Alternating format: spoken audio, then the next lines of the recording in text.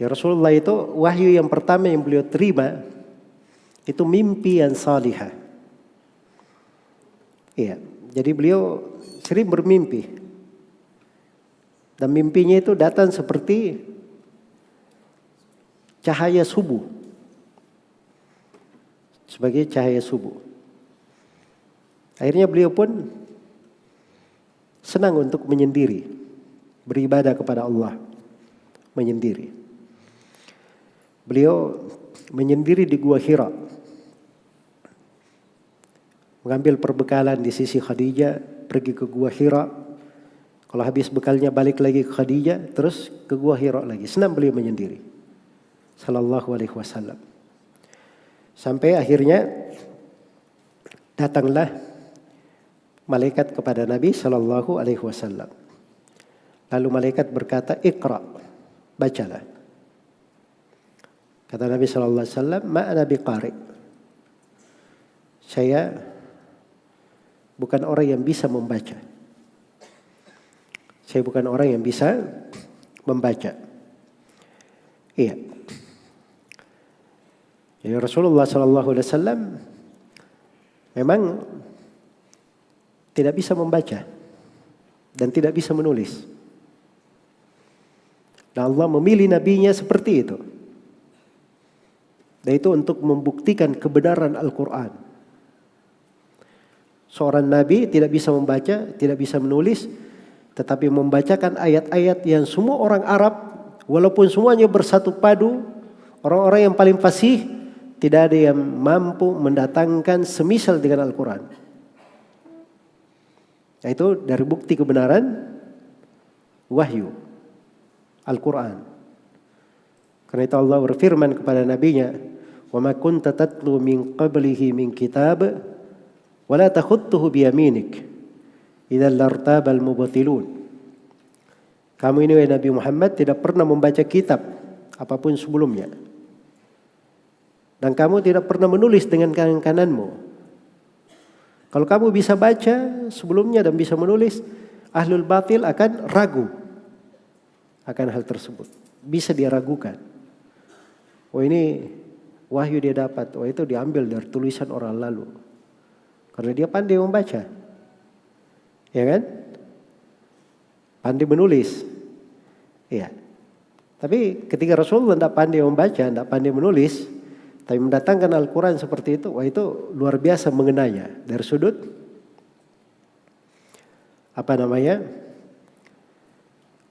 tanda kenabian Sallallahu alaihi wasallam. Baik. Jadi Nabi berkata, "Mana biqari? Saya tidak bisa membaca."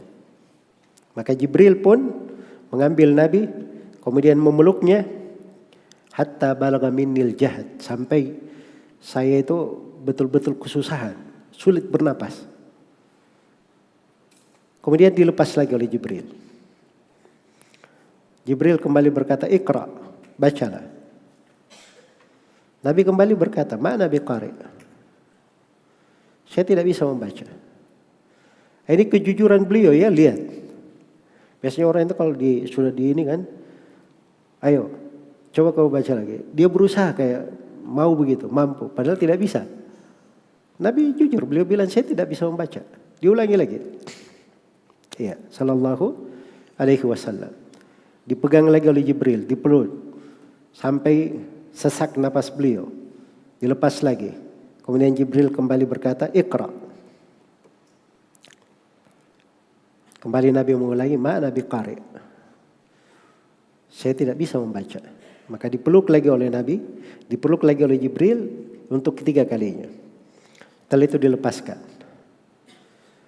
Kemudian Jibril berkata, "Iqra bismi rabbikal ladzi khalaq, khalaqal insana min 'alaq, iqra wa rabbukal akram, alladzi 'allama bil qalam, 'allamal insana ma lam ya'lam." Turunlah berapa ayat? 5 ayat yang pertama. Ini awal wahyu yang turun. Dan kata para ulama, dengan 5 awal wahyu ini, beliau diangkat sebagai seorang nabi. Sudah diutus sebagai seorang nabi. Sallallahu alaihi wasallam. Kemudian Nabi kembali ke rumahnya setelah menerima wahyu ini. Dalam keadaan hatinya bergetar. Itu dahsyat ya. Ya. Dengar suara malaikat. Kemudian dia terima dari wahyu. Ya jangan disangka ya menerima wahyu itu malaikat membaca ayat seperti kita dengar ayat-ayat itu dibaca oleh qari-qari. Itu posisi kita menyimak Al-Quran. Itu nikmat, anugerah untuk kita. Tapi Nabi yang menerima wahyu tidak seperti itu. Inna sanulqi alaika qawlan tsaqila. Kami akan memberikan kepadamu ucapan yang berat. Iya. Ucapan yang berat. Makanya Aisyah melihat Nabi itu menerima wahyu di musim yang sangat dingin. Dahi beliau itu berkecuran keringat. Begitu selesai wahyu, baru kembali di kondisi normal. Jelas ya, dahsyat wahyu itu. Maka Nabi pun kembali ke rumahnya, bergetar hatinya. Masuk kepada Khadijah. Beliau berkata, zammiluni, zammiluni. Selimuti saya, selimuti saya. Itu agar supaya hilang rasa takutnya. Iya.